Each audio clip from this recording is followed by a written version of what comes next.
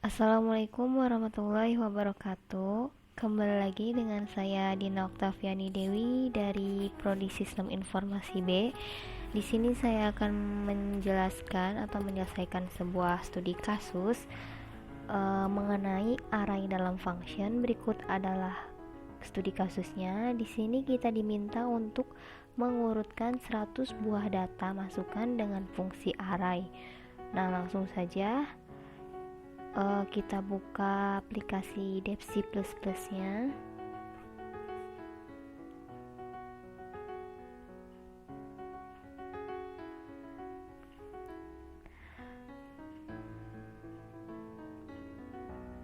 Setelah itu, hal yang pertama kali harus dilakukan adalah masukkan dulu file header yang akan kita gunakan. Di sini saya menggunakan dua jenis file header, yaitu ada stdio.h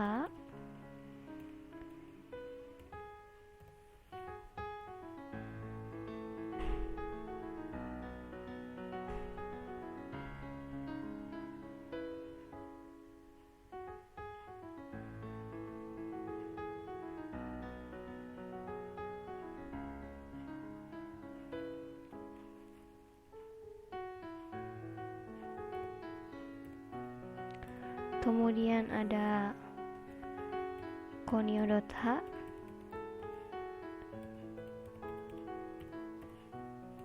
dan saya juga di sini menggunakan statement define, dimana define sendiri ini adalah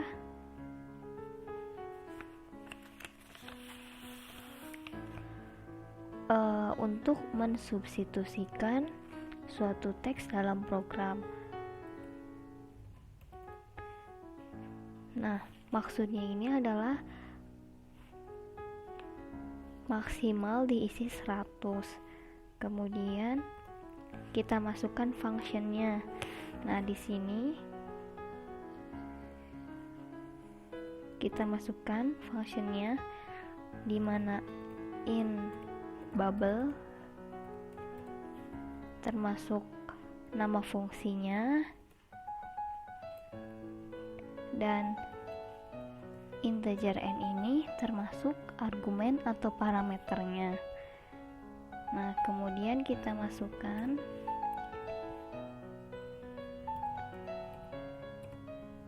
tipe data integer untuk variabel i, j, dan an. Nah,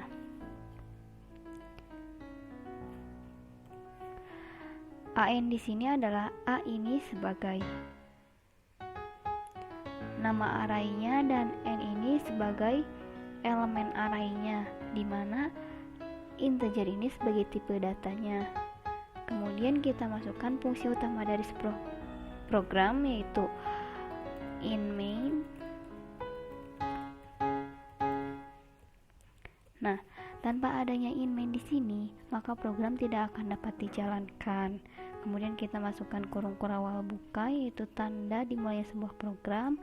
Setelah itu, kita masukkan statement atau perintah yang akan dijalankan. Hal pertama kali yang harus dilakukan adalah kita tentukan dulu tipe data yang akan kita gunakan. Di sini saya menggunakan tipe data integer untuk variabel jumlah atau JML. Nah, karena di sini saya menggunakan file header stdio.h, maka fungsi masukan dan fungsi keluaran yang saya gunakan adalah printf dan scanf. Yang pertama kita masukkan dulu printf, yaitu sebagai fungsi keluaran untuk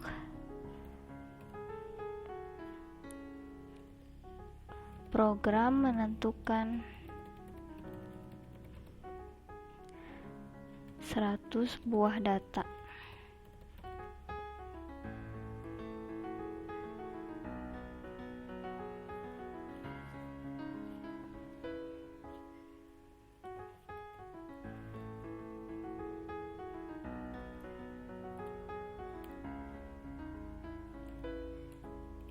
Nah, backslash T di sini adalah gunanya untuk melakukan tab sebanyak 7 karakter, dan backslash N ini gunanya untuk membuat baris baru. Kemudian kita masukkan printf.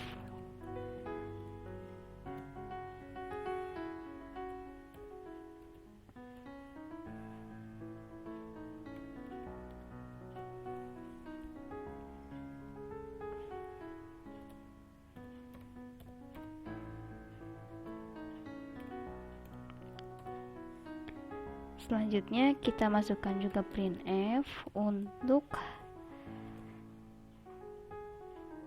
untuk jumlah bilangan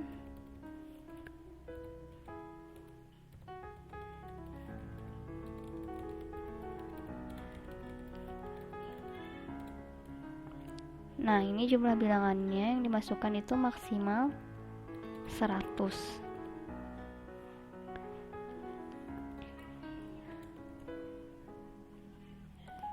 Setelah itu,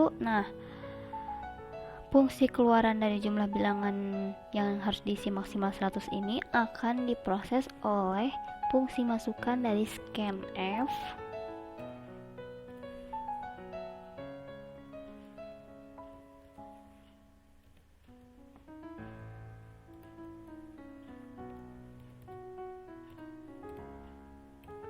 Nah, %D di sini merupakan format penulisan dari tipe data integer, dan jumlah di sini adalah variabel dari tipe data integer. Setelah itu kita masukkan printf. Itu untuk membuat baris baru kita gunakan backslash n. Nah, setelah itu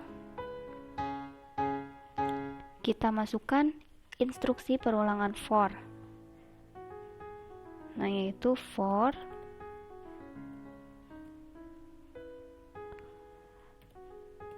i sama dengan 0.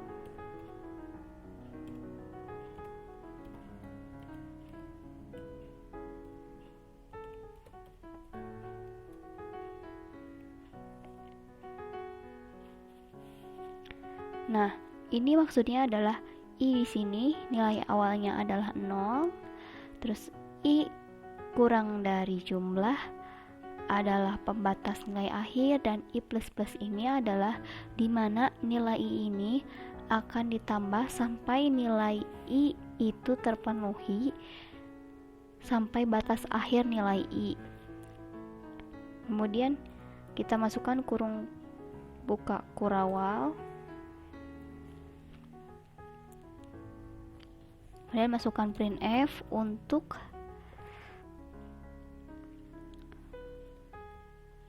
bilangan yang akan kita masukkan.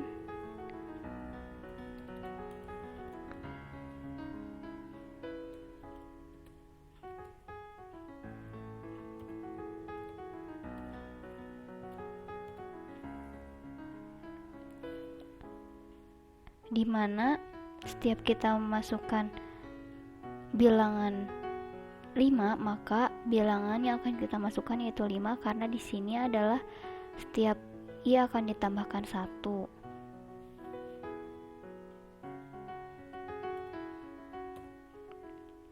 Setelah itu kita masukkan scanf.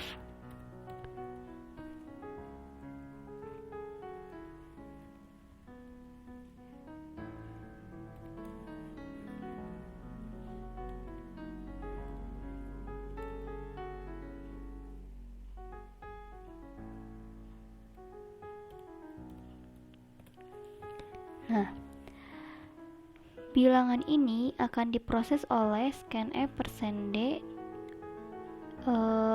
dan nama array A yang dengan elemen arraynya yaitu i.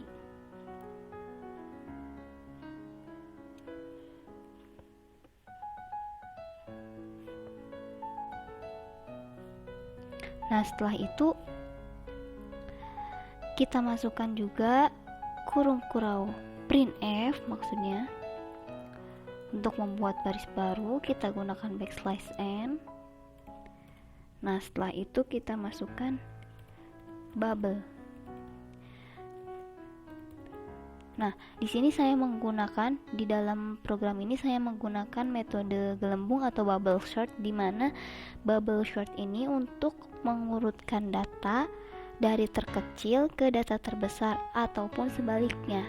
Nah, karena di sini kan ada bubble untuk variabel JML. Setelah itu kita masukkan printf.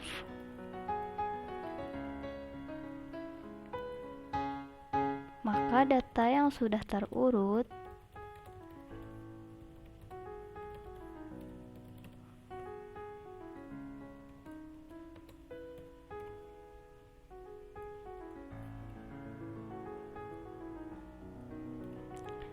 yang akan diproses oleh fungsi perulangan dari for, di mana i nilai awalnya adalah 0, terus i kurang dari JML ini sebagai pembatas nilai akhir, dan i++ ini adalah menambahkan setiap nilai sampai i itu terpenuhi dan sampai batas akhir nilai i. Setelah itu kurung kurawal buka, kemudian akan diproses juga oleh printf %d \n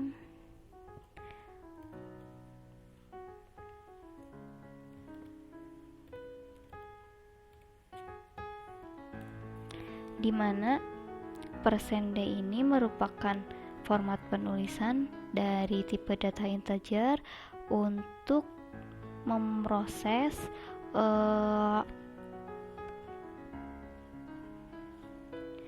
nama array A dengan elemen arraynya yaitu I. Setelah itu kurung tutup kurawal, tidak lupa.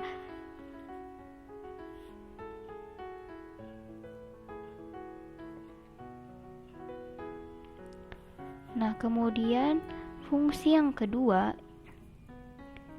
yaitu kita masukkan in bubble sama dengan fungsi yang pertama untuk in n, di mana in bubble ini sebagai nama fungsinya dan n ini sebagai parameter atau argumennya. Kemudian kita masukkan statementnya, yaitu di mana masukkan kurung kurawal buka, kemudian kita masukkan tipe data integer untuk variabel temp, di mana temp ini adalah penampung variabel sementara. Nah, setelah itu kita masukkan fungsi perulangan for, yaitu for i dengan nilai awal 1, kemudian i kurang dari sama dengan n ini sebagai pembatas nilai akhir, dan i++ ini adalah menambahkan nilai i sampai nilai itu terpenuhi dan mencapai batas nilai akhir dari nilai i. Kemudian kurung kurawal buka lagi, kita masukkan fungsi perulangan for lagi, yaitu for j dengan nilai awalnya adalah i, kemudian j kurang dari n sebagai pembatas nilai akhir, dan j++, yaitu menambahkan nilai j sampai nilai j itu terpenuhi dan sampai batas akhir nilai j. Kemudian kurung kurawal buka lagi. Nah, di sini kita gunakan instruksi if, di mana instruksi if ini digunakan untuk menguji dua kondisi, yaitu kondisi terpenuhi dan tidak terpenuhi.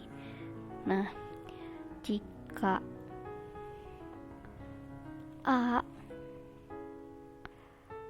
dengan elemen arraynya yaitu i dikurangi 1 kurang dari lebih besar dari A dengan elemen arraynya itu C,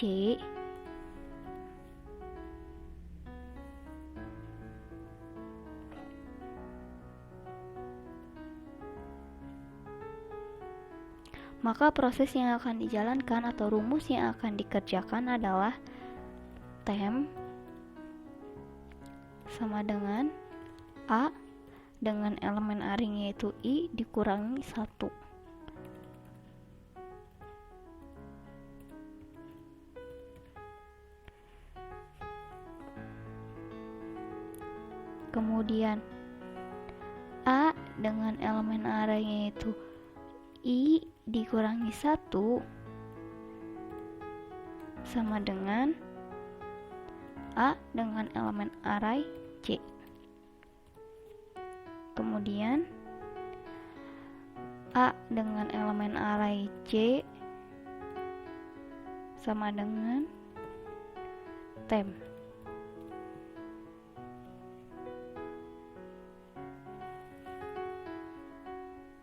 Setelah itu kita berikan kurung kurawal tutup.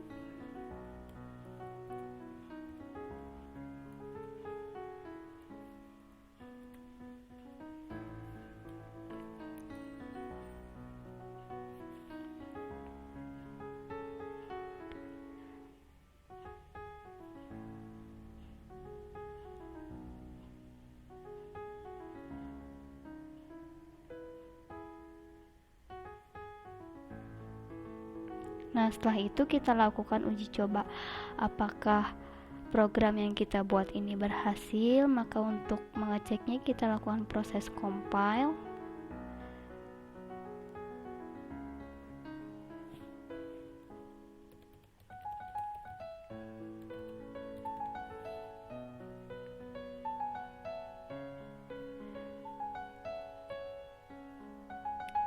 Di sini terdapat error karena kekurangan titik koma. Kita masukkan sini, kita lakukan proses compile kembali.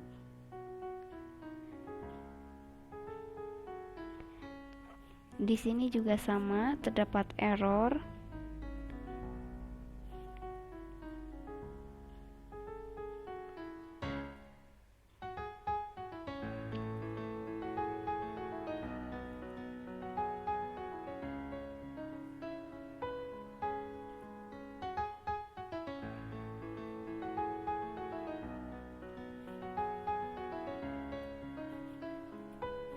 Karena kelebihan kurung kurawal buka, kemudian kita lakukan proses compile kembali,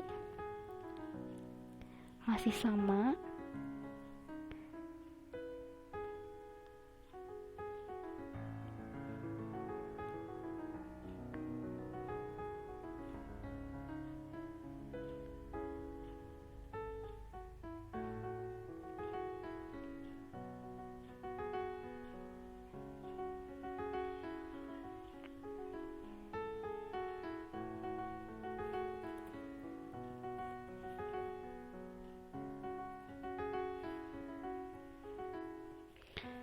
Kita lakukan proses compile kembali, kita lihat apakah masih ada error. Ternyata masih ada error.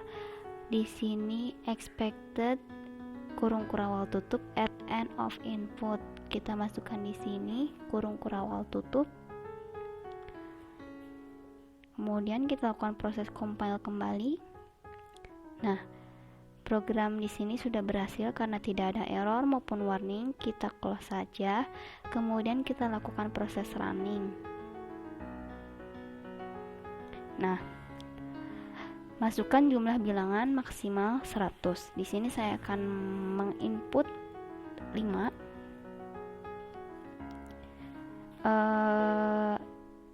Kalian bisa menginput angka berapa saja tergantung keinginan kalian. Di sini saya akan masukkan 5, yaitu yang pertama, bilangan pertama kita masukkan angka, terserah angkanya pun mau berapa saja.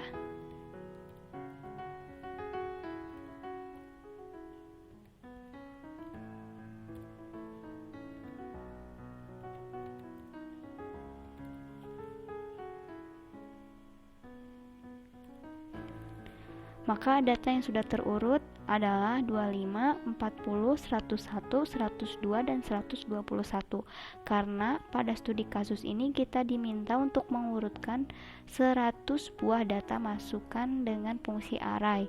Nah, karena 100 buah ini tidak akan mungkin, saya masukkan hanya 5, dan maka bilangan ke satunya itu 40, bilangan keduanya itu 25, bilangan ketiganya itu 11, bilangan keempatnya itu 121, dan bilangan kelimanya itu 102. Maka data yang terurut adalah dari yang terkecil menuju ke data yang terbesar.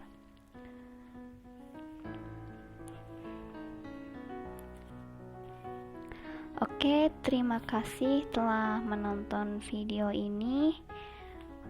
Maaf jika ada kesalahan pengucapan atau penjelasan pada sintak program dan penulisannya, dan tunggu penyelesaian studi kasus selanjutnya. Wassalamualaikum warahmatullahi wabarakatuh.